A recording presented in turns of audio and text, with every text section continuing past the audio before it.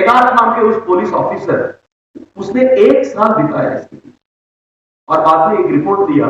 उस रिपोर्ट में बहुत सारे लाइन्स उसने लिखा, एक संत ने पूरे देश को बदला, उसने पूरे देश को एक किया, अपने कोलंबो टू अल्मोड़ा के व्याख्यान के साथ पूरे देश को एक किया, तो वो स्वामी विवेकानंद थे। ऐसे टेगार्ट रिपोर्ट लिखता है। स्वामी विवेकानंद जी के प्रभाव से ही उन्होंने कहा था ना, इस देश को राजकीय स्वतंत्रता की जरूरत है। तो स्वामी विवेकानंद जी के इसी शक्ति के नाते एक लड़का था हेमचंद्र कानूनगो, निवेदिता से बहुत प्रभावित था, वो बंगाल का लड़का। उसने एक दिन कहा, दीदी मैं क्या करूं देश के लिए? तो वो कहती है, स्वामी जी कहते थे इस देश को आजाद करने के लिए बॉम्ब की जरूरत है, जाओ विदेश में जाओ और बॉम्ब तैयारी करने का सीख के आओ। तो जो विवेकानंद जी से प्रभावी हुआ था, उसने अपना जो असेट्स थे घर से झगड़ा करके लिया और उसको बेचा और लंदन गया। लंदन जाके सावरकर जी के जो भारत भवन था, वहां के लड़कों से मिलके उन्होंने बॉम्ब मैन्युअल लेके आके भारत में जो पहला बॉम्ब बंगाल में फटा, उसके पीछे भी स्वामी विवेकानंद जी का चिंतन था। हम में से बहुत लोग नहीं जानते, जो बागा जतिन थे उनको प्रेरणा भी स्वामी विवेकानंद जी थे। हम में से बहुत लोग नहीं जानते, सुभाष चंद्र बोस जी थे, वो तो यहां तक कहते थे, अगर स्वामी विवेकानंद जी आज जिंदा होते तो मैं ये सब कुछ नहीं करता, मैं उनके पैरों तले बैठ के स्वामी जी आप जो आज्ञा करेंगे मैं वैसा ही करूंगा, ऐसे कह के मैं वहीं बैठ जाता। ऐसे सुभाष चंद्र बोस जी कहते। विवेकानंद जी को पढ़ने के बाद वो घर छोड़ के भाग गए थे। तो विवेकानंद जी का जो संदेश था ना, इस देश को मुक्त कराना चाहिए, वो विश्व बंधुत्व के अंदर भारत को बलाढ्य करने का ही चिंतन। वो जानते थे अगर भारत वीक हो जाएगा तो विश्व बंधुत्व कभी नहीं होगा। Shall India die? Someone asked him. He said, no, never. If India dies, world will not be there. अगर दुनिया को रहना चाहिए तो भारत को जीवित रहना चाहिए, ये स्वामी विवेकानंद जी जानते थे। इसीलिए स्वामी विवेकानंद जी ने कहा पहले भारत को मुक्त करा। तो इसीलिए उन्होंने भगिनी निवेदिता को तैयार किया ना। तो बाद में उनका सेकंड थॉट था, इस देश को आध्यात्मिक चिंतन पर ले जाने के लिए, भारत को विश्व गुरु फिर बनाने के लिए आध्यात्मिक चिंतन पर हमको जाना ही होगा। आध्यात्मिक चिंतन पर ले जाने के लिए उन्होंने मठ की स्थापना की, रामकृष्ण मिशन की स्थापना। मिशन के थ्रू युवा सन्यासियों को उन्होंने तैयार किया और इन्हीं युवा सन्यासियों को बाद में थर्ड आइडिया वाज सेवा में लगाया। स्वामी जी का फेमस स्टेटमेंट है, आत्मनो मोक्षार्थम जगत हिताय च। आत्ममोक्ष और दुनिया के हित सेवा, ये दोनों साथ साथ में ही जाना चाहिए, दोनों अलग नहीं है, ऐसे स्वामी जी ने कहा। ऐसे कह के स्वामी जी ने अपने शिष्यों को ही लोगों की सेवा में लगाया। एक शिष्य थे वो, विश्व गुरु बनने का जो मार्ग है ना, वो ऐसे ही हो सकता है, इसी से गुजरना पड़ता है। एक शिष्य थे स्वामी विवेकानंद जी के, बाद में उनका नाम कल्याणानंद जी हुआ। स्वामी जी से उन्होंने दीक्षा ली। स्वामी जी ने उनको दीक्षा दिया। दीक्षा देने के बाद उन्होंने कहा, मैं क्या दूं आपको, मेरे पास कुछ नहीं। स्वामी जी ने कहा, मुझे तुम ही चाहिए, तुम ही अपने आप को दे दो। मैंने कहा ठीक है। स्वामी जी ने कहा, देन फॉरगेट बंगाल, बंगाल छोड़ो और हरिद्वार ऋषिकेश जाओ, वहां बहुत साधु आते हैं, उनके देखभाल करने वाला कोई नहीं होता है, तुम वहां जाओ, उनके देखभाल करो। फॉरगेट बंगाल, बंगाल कभी मत। वो वहां गए, साधुओं की सेवा करने लगे। आज अगर आप हरिद्वार जाके रामकृष्ण मिशन के बारे में पूछो तो कोई नहीं जानता। अगर वहां जाके आप पूछो अस्पताल आश्रम किधर है, तो सब लोग आपको दिखाएंगे, आपको ले जाके रामकृष्ण मिशन छोड़ो। तो स्वामी विवेकानंद जी का थॉट था ना, लोगों की सेवा के लिए संतों को भी जुड़ना चाहिए, तभी भारत विश्व गुरु बनेगा। तो इसीलिए एक बार एक सन्यासी उनसे पूछता है, उनके शिष्य एक बार पूछता है, स्वामी जी हम योगी बनने के लिए आए, आपने तो हमको भोगियों का सेवा में लगा दिया, ये क्या कर दिया आपने? आप जानते हो स्वामी जी ने क्या कहा? इसलिए स्वामी जी बहुत महान है। उन्होंने कहा बेटा पहले उपयोगी बनो, बाद में तुम योगी बनोगे। ये था उनका स्वामी जी का वक्तव्य। पहले तुम उपयोगी बनो, सेवा करो किसी का, सेवा करके जब तुम उपयोगी बनोगे तब तुम योगी बन सकते हो। और एक बार तो उन्होंने अपने सोदर सन्यासी, हम जो कहते हैं गुरु भाइयों से कहा, इस एक जन्म मेरे खाते में हम सब मिलके लोगों की सेवा करेंगे, अगले जन्म में आएंगे, हम गीता पाठ करेंगे, हम प्रवचन करेंगे, हम मोक्ष पाएंगे, लेकिन इस जन्म को हम भारत के खातिर देंगे। ऐसे स्वामी जी आंखों में आंसू भर के अपने गुरु भाइयों से पूछते थे ना, वो कैसे होता आप सोचिए। तो विश्व गुरुत्व का रास्ता ऐसा ही। भारत, जैसे रंगनाथानंद जी कहते थे, उन्होंने कहा India forgot Swami Vivekananda after the independence, so all these things are happening। जो भी भारत में हुआ इतने दिन, वो बिकॉज ऑफ विवेकानंद जी को सब लोग भूल गए, इसीलिए हो रहा है। अगर विवेकानंद जी को हम याद रखते और उनके रास्ते पर हम चलते तो ये नहीं होता, ऐसे स्वामी रंगनाथानंद जी कहते। और आज ऐसा नहीं है, आज स्वामी विवेकानंद जी के रास्ते पर देश चल रहा है। आप इसको पॉलिटिकल मत लो, मैं तो नॉन पॉलिटिकल भी, फिर भी मैं आपसे कहना चाहता हूं, एक लड़का था, चाय बेचता था। जब युवा अवस्था में उसको लगा मैं भी सन्यासी बनूं, रामकृष्ण मिशन गया, तो वहां के साधु ने उनको कुछ कह के भेजा। वो हिमालय जाके थोड़े दिन रहा, बाद में वापस आया। तो निरंतर साधना के बाद आज देश का प्रधानमंत्री बनकर आज सोचिए भारत कैसा है। जैसे अध्यक्ष जी ने कहा, बहुत लोग अपने अपने बर्थडे पर कबूतर छोड़ते थे, आज हम चीता छोड़ने लगे। भारत का हुलिया बदल गया है। मैं सुबह, आज शाम जब मैं बच्चों से बात कर रहा था, युवाओं से बात कर रहा था और एक कार्यक्रम में, तो मैंने यही पूछा, तो जब कोरोना आया, भारत आज कैसे विश्व गुरु के उस पदवी पर चल रहा है। बहुत नजदीक है हम लोग, बहुत दूर नहीं है। जब कोरोना फर्स्ट वेव आया, हमको कहा गया लॉकडाउन में रहो, घर में ताला लगा के बैठो। ऐसे ताला लगाने से कोरोना आएगा और 2 बार खटखटाएगा और चला जाएगा, दरवाजा खटखटा के चला, ऐसा नहीं होता है। लेकिन हमारे पास वैक्सीन नहीं था, फाइट करने का जो आयुध चाहिए था हमको वो नहीं था, इसीलिए वैक्सीन ढूंढने में लगे थे। इमेजिन करो, जिस देश को गरीब कहा जाता था, जिस देश को कुछ काम का नहीं कहा जाता था, वो देश वैक्सीन ढूंढने में लगा था। एंड दुनिया में सिर्फ 5 ही देशों ने वैक्सीन बनाया।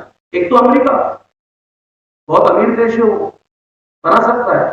रशिया ऑफकोर्स अमेरिका का इक्वल है, वो भी बना सकता है। इंग्लैंड हमसे ही चोरी किया माल उनके पास है, तो वो भी अमीर बन गया है, तो वो भी बना सकता है, कुछ विशेष बात नहीं है। चाइना, वायरस ही उनका है, तो उन्होंने वैक्सीन बनाया, बहुत बड़ी बात नहीं है। 5वां राष्ट्र भारत था, और एक वैक्सीन नहीं था हमारे पास, 2 वैक्सीन थे। ये बड़ी बात नहीं है। बड़ी बात तो ये है, विश्व बंधुता कहां होती है, मैं आपको बताऊंगा। अमेरिका ने कहा हमारे पास फाइजर है, अगर हम तो पहले हमारे लोगों को देंगे, बाद में आप लोगों को, दुनिया को बाद में देंगे। अगर दुनिया को देंगे भी तो बहुत कॉस्टली रेट पे देंगे। आप पैसा नहीं दो पाओगे तो अपने देश के जो एसेट्स है हमारे पास रख दो। जैसे फोर्स आपके पास है, हमारे पास रख दो। जैसे आपके एयरपोर्ट है, लिख के दे दो हमको। अगर आप पैसा नहीं दे पाओगे तो एयरपोर्ट हमारा होगा, लिख के दे दो। ऐसे कहा तो गरीब देशों के आंखों में आंसू आया, तो आंसू पूछने के लिए कौन है? सिर्फ भारत। भारत ने कहा जितना मेरा प्रोडक्शन कॉस्ट था उतने में ही मैं आपको वैक्सीन दे दूंगा, चिंता मत कीजिए। थोड़े बहुत राष्ट्रों ने यहां तक कह दिया उतना भी पैसा नहीं है ना हमारे पास, क्या करें? अब जानते हो भारत ने क्या कहा? भारत ने कहा चिंता मत करो, मैं आपको फ्री में वैक्सीन दे दूंगा, मुफ्त में दूंगा, जब आपके पास पैसा हो तब भी दे दूंगा। दुनिया में कोई और देश होगा नहीं ऐसे किया हमने। विश्व गुरु तो ऐसे ही बनता है ना। ब्राजील ने पूछा आप हमको वैक्सीन नहीं दे रहे हो। भारत ने कहा भेज देंगे, और गुस्से में था वहां का प्रधानमंत्री, तो इन्होंने बहुत बड़ा एक कंसाइनमेंट वैक्सीन का वहां भेजा। इतना खुशी हुआ उसको, उसने एक ट्वीट किए, बहुत सारे लोग याद रखे होंगे उस ट्वीट को। हनुमान जी संजीवनी लेकर भारत से निकले और मैप में ब्राजील की तरफ जा रहे, संजीवनी के ऊपर एक सिरिंज। वो ट्वीट करके वो कहता है, उस दिन भी हनुमान जी संजीवनी लेकर आए थे, आज भी हनुमान जी संजीवनी लेकर ब्राजील की तरफ आ रहे, हम ये कभी भूल नहीं सकते। ऐसे ब्राजील के प्रधानमंत्री जो एक ट्वीट करता है, ये भारत के लिए करता है, फूल उठता है ना, हाथी तो सीना तो फूल उठता है। ये भारत के लिए ऐसे गौरव देता है। जब सेकेंड वेव हमको खाने लगा, बहुत सारे लोग मरने लगे, हमारे पास ऑक्सीजन कंटेनर्स नहीं, तो बहुत देशों ने ऑक्सीजन कंटेनर्स भेजा, बहुत देशों ने ऑक्सीजन जनरेटर्स भेजा, कुछ ना कुछ किया। ब्राजील ने कहा मेरे पास देने के लिए कुछ नहीं, लेकिन आपने मुझे, जब मैं कष्ट में था, संकष्ट में था, आपने तो मुझे हेल्प किया, अब मैं क्या करूं? तो ब्राजील ने कहा मेरे पास कुछ नहीं है, मैं थोड़ा बहुत धान्य भेज रहा हूं भारतवासियों के लिए, प्यार से ये धान्य आप रख लेना। ऐसे दुनिया देखता है वो आज। जब तालिबान ने पूरी तरह अफगानिस्तान को खा लिया, अमेरिका अफगानिस्तान छोड़ के जब भाग गया, उसके बाद यहां यूक्रेन और रशिया के बीच में युद्ध शुरू हुआ, तो दुनिया में हाहाकार मच गई गेहूं की। तो भारत ने कहा हम किसी और को गेहूं नहीं देंगे, लेकिन वहां लोग मर रहे तालिबान के दुष्चक्र में, उन अफगानिस्तानियों को हम गेहूं भेजेंगे, प्यार से दान के नाम पर इस गेहूं को भेजेंगे, ऐसे कह के टन के मात्रा में हमने गेहूं वहां भेजा। और आप जानते हो क्या हुआ? जब हम गेहूं पाकिस्तान के वाया भेज रहे थे, पाकिस्तान ने उसमें भी चोरी की। तो 75 इयर्स में हम दान देने लायक बने हैं, और पाकिस्तान दान को भी चोरी करने जैसा बन गया है। देखो कैसे बना है, और कैसे बना ये स्वामी विवेकानंद जी ने जो कहा था ना, वही विश्व बंधुत्व के चिंतन के आधार पर भारत ऐसे बन सकता। मित्रों सिर्फ ऐसा ही नहीं है, आज विश्व गुरु के बारे में अगर हम चिंतन करें, तो स्वामी जी ने कहा था भारत फिर से जागेगा। अगर भारत माता इस बार जाग के अपने सिंहासन पर जब बैठेगी, तो आप अपने पूर्वजों के काल को याद करके कहते थे ना, तो वो अच्छा था, वो दिन अच्छा था, वो सब उससे 100 गुना अच्छा वाला देश आप देख पाएंगे, ऐसे स्वामी जी कहते थे। उन्होंने कहा था एक बार। तो आज मुझे लगता है भारत वैसे ही फिर बन रहा है। आज भारत दुनिया का 5वां बड़ा इकोनॉमी बन गया है। जिस इंग्लैंड ने हमको लूट लूट कर पैसा बनाया, उसी इंग्लैंड को पीछे धकेल के हम आज आगे गए, और आज इतना तक हम आगे बढ़े, जितना भी गुलामी मानसिकता वाले हमारे चिंतन थे, उन सबको हम निकाल कर फेंक रहे। आज तो एक किताब भी रिलीज हुआ। इतने सालों तक हम कहते रहे आर्यों ने आक्रमण किया, आर्यों ने आक्रमण किया। Interestingly world is not believing that theory today. World कहता है आर्यों ने कहीं से भी आक्रमण नहीं किया, भारतवासी ही आर्य है, आर्य और द्रविड़ में भेद नहीं है।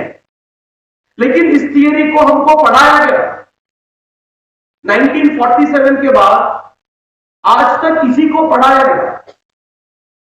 लेकिन आज जब हम राजपथ को कर्तव्य पथ बना रहे हैं, आज जब हम इंडिया गेट में सुभाष चंद्र बोस की प्रतिमा देख रहे हैं, तो उसी समय आर्य आक्रमणवाद को तिरस्कार करके पूरे भारत ही दुनिया का मातृभूमि है, इस चिंतन पर हम फिर से जा रहे हैं ना। ये विश्व गुरुत्व का चिंतन ही है, इसमें कोई शंका नहीं। तो आज भारत फिर से जब वहां जा रहा है, तो हमारी जिम्मेदारी भी बहुत है।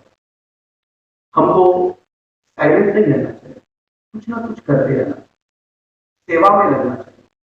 जितना सेवा हमारे लोगों के करते करते कंप्लेंट्स कम, काम ज्यादा। हमने कर्नाटक में एक टीम बनाई, युवा ब्रिगेड।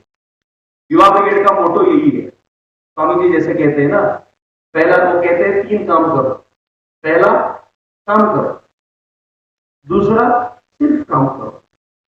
और तीसरा, काम करो।